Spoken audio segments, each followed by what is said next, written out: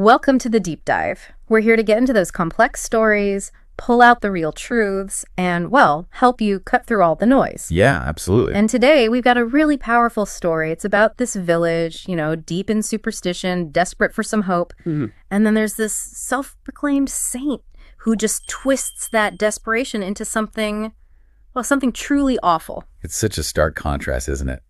We're diving into the story of Baba Satyanand. He showed up in this small village in Bihar, India. Right. And he gained this huge following really fast, mostly by promising blessings from Lord Shiva, especially to couples who couldn't have children. That initial appeal must have been huge. Oh, absolutely. But like you said, it was masking something much, much darker underneath. So our mission today really is to unpack all the layers here. We'll look at those subtle early signs that something was wrong. Yeah, the little clues. Exactly. And then the incredible personal sacrifice of this IPS officer. Just wow. And how it all leads to, ultimately, this triumph of truth and justice. It's a story about how one person's bravery can really expose that kind of deep exploitation. And actually empower a whole community, turning those, terrible experiences into, well, the source calls them sacred scars of truth. Powerful stuff. Really powerful. So let's set the scene. We're in Dholarpur. It's a small village near the Madhubani district in Bihar. Okay. And for a little while, there'd been this sort of new feeling settling over the place, a new kind of hope. You can almost feel it. And this hope arrives in the form of Baba Satyanand. That's him. He shows up looking like an ascetic, a fakir. He finds this broken down hut by the river. Got the look down pat, right? White robe, beads. Rudraksh beads, yeah. And Pope with that white ash on his forehead. Very traditional ascetic look. And the claim. He claimed he was just a humble servant of Shiv, sent by divine command specifically to bless childless couples. That was his whole mission, supposedly. And people bought it. Absolutely. His presence brought this new kind of faith or maybe desperation to the village. Women started visiting his hut, often secretly at first. Secretly. Okay. Why secretly? Was there shame involved? There's often immense pressure, yeah. And maybe some initial skepticism from others or fear of husbands. But his fame just grew and grew. To the point where the village head offered him a proper place. Right, a permanent ashram right in the village center. But Baba refused it. He said something like, "Where there is penance, there is fruit of service." Oh, clever. Appearing humble just made him seem more holy. Exactly. His popularity shot up even more. Soon there were long lines of women outside his hut every single day, all hoping for that blessing of motherhood. It sounds like he built this incredible amount of trust. What was it beyond just the promises? Was it just the look, the refusal of the ashram? I think it's a mix. The ascetic image, that apparent humility, definitely played a part. But you also have to remember the context. The social pressure. Immense social pressure on women to have children in that culture. So there's this deep vulnerability, this intense yearning for hope.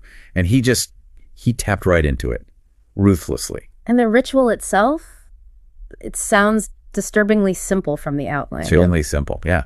Women were called in one by one. He'd give them this white ash, the baput. The same stuff he wore. Yep.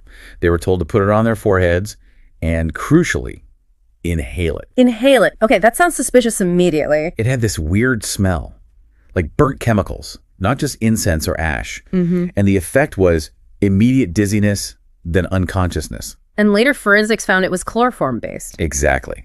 Which explains why it knocked them out so fast. Just devastating. And after they woke up, what happened then?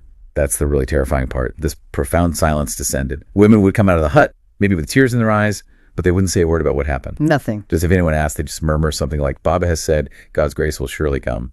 That's it. Wow. How does that happen? How does an entire community get gripped by fear like that where nobody talks? It's a terrifying kind of control, isn't it? Like a silent terror just squeezed the village. Everyone knew something was wrong, but nobody dared to speak. But silence, it can't hold forever. Someone must have noticed. Right. Enter Rekha Devi. She was a school teacher, educated in the city, so maybe slightly removed from the immediate village dynamic. An outsider's perspective, almost. Kind of. Right. And she had sharp eyes. She wasn't caught in that same web of fear, not yet anyway. And she saw this pattern. What pattern? The women coming back from Baba's hut, they were just different. Quiet, withdrawn, almost scared looking. Her suspicion started growing. Just a gut feeling at first, maybe. Probably. But then it got concrete. One of the women who'd been to Baba, Savitri, gave Rekha this really cryptic warning. What did she say? She just said, "Don't sit with us, sister. Baba will get angry." Whoa. That's chilling. Yeah, Rekha said it felt like an arrow. It basically confirmed her worst fears. Something was seriously wrong inside that hut. And it really shows, doesn't it? Sometimes it takes someone just slightly outside the immediate circle of fear to see what's happening. Absolutely. The victims themselves are often too terrified, too ashamed, or too manipulated to speak out initially. So what did Rekha do? Did she confront the Baba? No, she was smarter than that. She knew that wouldn't work, might even be dangerous. She contacted a police officer she knew. Okay, going through official camp. Right. And that information worked its way up. Pretty quickly, it landed on the desk of IPS officer Shraddha Singh at the police headquarters in Patna. IPS officer, that's a senior rank in the Indian police service, right? Significant authority. Very significant. And Shraddha wasn't just any officer. She was known for being incredibly brave. But also, she had this particular interest in cases involving women's issues. Why? She apparently knew firsthand, or had seen enough, to understand just how easily blind faith could be twisted and exploited in India, especially targeting women. So this case must have immediately struck a chord with her. It did. Her reaction was immediate and, frankly, quite striking. What did she do? She decided to go undercover herself. Wow. An IPS officer. Going undercover as a villager. Yeah. She understood instinctively that these kinds of cases, they rarely produce hard evidence. Victims are often too scared to talk. So she needed to get the evidence herself? Precisely. She took off her uniform, put on a simple sari, applied sindoor, that red powder married women wear, basically transformed herself. Into who? Into Suman Devi. Yeah. Just another desperate village woman hoping for a child. It was an incredible commitment, going way beyond the usual call of duty. And she goes to the village, to the hut. Yep. She described walking through the dusty lanes, seeing the other women waiting. They all had their eyes downcast, looking vulnerable. She just blended in. Must have been tense. Incredibly. Then her turn came. She went inside the hut. Simple place, but the smell of incense was really strong, overpowering almost. And Baba. He was there, eyes closed, looking like he was in some kind of trance. He just said, "Your thirst for motherhood is clear in your eyes. Sit. Shiv will bless you." Creepy. So did she take the ash? She did. She followed the ritual, applied the pabhut. And she immediately noticed that smell again, burnt, chemical. And then she felt this jolt. Dizziness washed over her. Come here. And then just darkness. Oh my God. She woke up later, naked, on the floor of the hut. No. The hut was silent, except Baba was still there, still chanting like nothing had happened. No shame, no reaction on his face at all. He was just there. Well, she was unconscious. Apparently. And she realized something else with this sickening feeling. What? Any hidden cameras she might have brought, any recording devices, they were gone. He must have found them and removed them while she was out. So, no evidence. Yeah. And she'd been assaulted. Exactly. This wasn't just a case anymore. It was deeply, deeply personal. A violation. I can't even imagine the trauma of that moment, waking up like that, realizing what happened. She described her body trembling, hands shaking as she tried to get dressed. Tears just flowing, but she couldn't make a sound. Her voice was gone. And the smell. That smell of the pabhut, she said, it just lingered in her mind, haunting her. She felt dirty. She used the word napak, impure. And questioning herself too, right? How could she, an IPS officer, get caught like this? Yeah, that self-doubt must have been immense. But what's incredible is how she managed to turn that violation, that trauma, into fuel. How did she do that? What was the turning point? It happened that night. She couldn't sleep, obviously. Just lying there, tormented.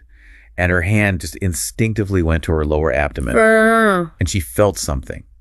A jolt, a realization dawned on her. A terrible, shocking realization. Oh no, don't tell me. She immediately called her childhood friend, Dr. Nyla, who was a female health officer, someone she trusted implicitly. And the doctor confirmed it? Yes. Yeah. Dr. Nyla confirmed Shraddha's worst fear. She was pregnant. From the assault? Yes. It was just a devastating blow. But somehow Shraddha didn't crumble. That moment of vulnerability, it seems, it transformed her. How did her friend react, Dr. Nyla? Not with pity. That's the key. Dr. Nyla apparently embraced her fiercely and said something incredibly powerful. What? Something like, "You are not weak, Shraddha. You are a warrior. And now is the time to take this war to its end." Wow. That's powerful support. Exactly. Those words coming from a trusted friend just infused her with new strength. It's amazing how pain, when it's channeled like that, can become this unstoppable force. So she resolved not to stay silent. Absolutely. She made a vow. Her pain would become her power. That scar, that deeply personal violation, would guide her fight for truth. So what was the next step? Building the case. First step, break that wall of silence in the village. Shraddha put her uniform back on. Imagine the power in that act alone. Yeah, reclaiming her authority. And she called the other women, the ones who she knew shared her pain, her fear. Did they talk? One by one, yes. It must have been incredibly difficult through tears, trembling voices. But 6 women finally broke their silence. They shared their stories. And Shraddha recorded everything. Meticulously. Every testimony. This was the foundation. What about the hut? Any evidence there? A special forensic team was sent in immediately. And they found plenty. Like what? Suspicious chemicals, definitely. That white powder, which testing confirmed was chloroform-based. Okay, proof of the drugging. Yep.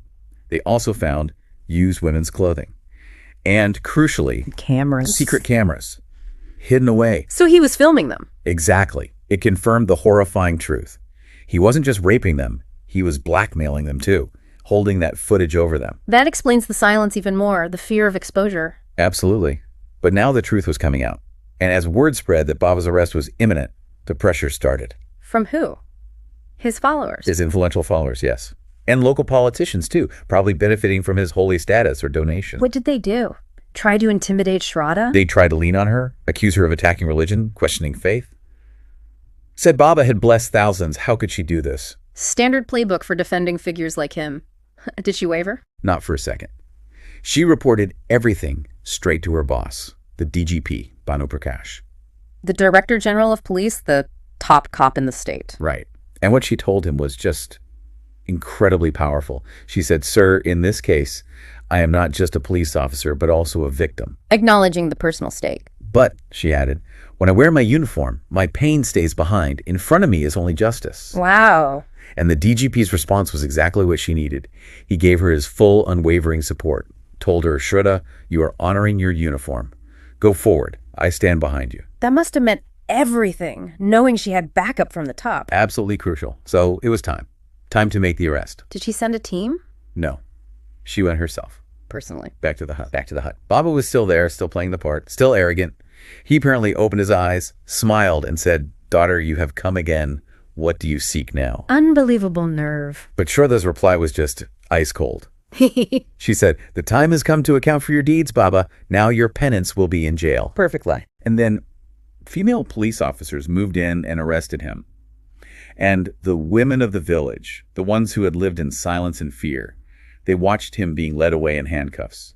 That must have been an incredibly powerful moment for them, seeing him brought down. A huge moment, the start of reclaiming their voice. So the case goes to court, the Patna Women's Special Court. This must have caused a huge stir. Oh, massive. A statewide sensation.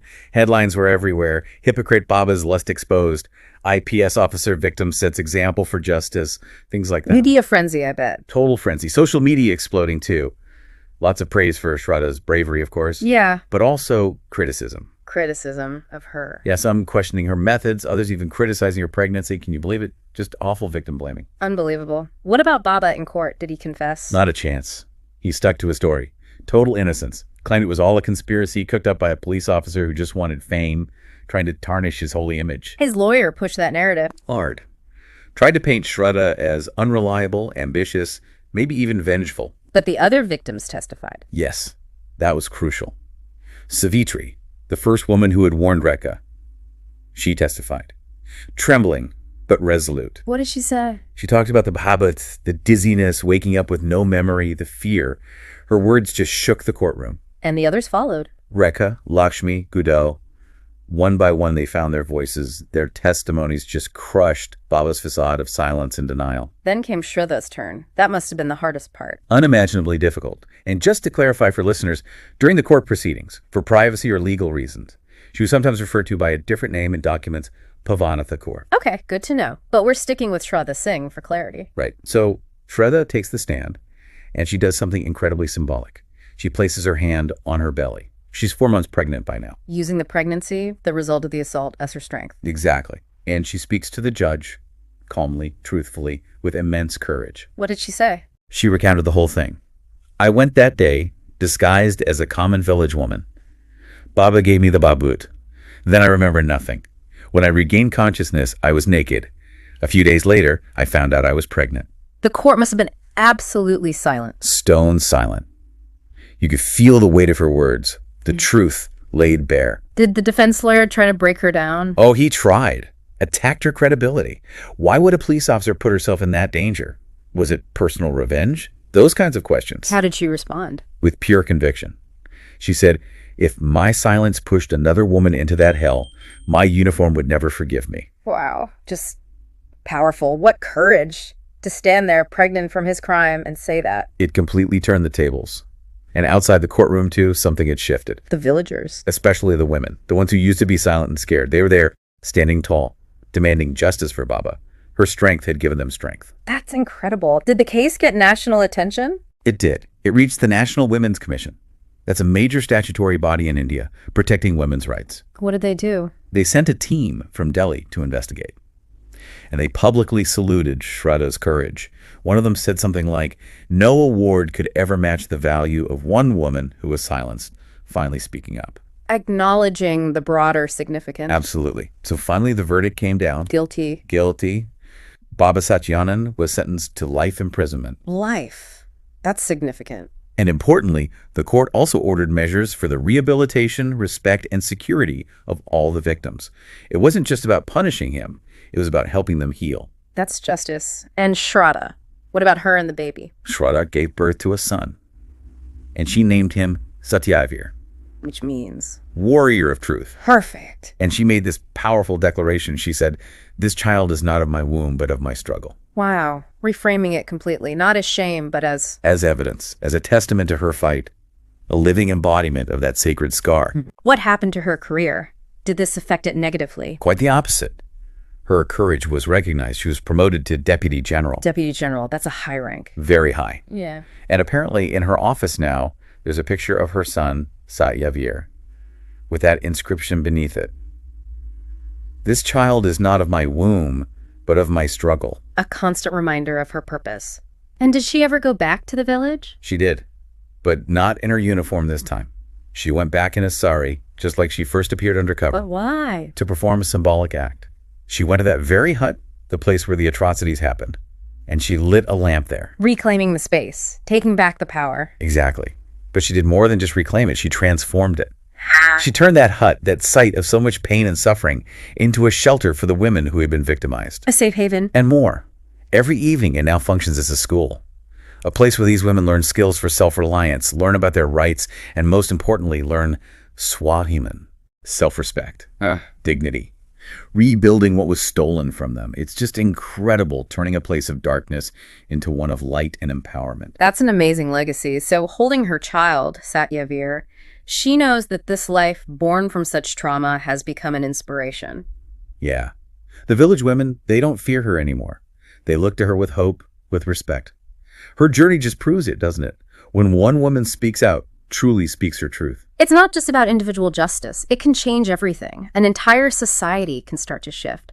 Those sacred scars really do tell a story of truth reclaimed. Absolutely. This deep dive, it's taken us from, this really dangerous deception to this incredibly courageous fight for justice, all spearheaded by one officer who refused to let her personal trauma define her, but instead used it as a beacon. A beacon of hope for so many others. It's such a powerful reminder, isn't it? How faith, something so important to people, can be twisted in these insidious ways for exploitation.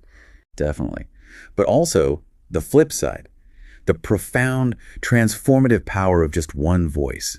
One act of courage, how it can really challenge these injustices that seem so deeply embedded. Makes you think, what does it really mean to reclaim your dignity? To empower a whole community? Yeah. And as you listening reflect on this story, maybe think about that title again from our source, The Sacred Scars of Truth. What does it mean for a scar, something usually seen as damage, to become sacred? And how can that painful, difficult pursuit of truth, like Shraddha's, end up transforming not just one person, but maybe entire communities around them? Something to really mull over.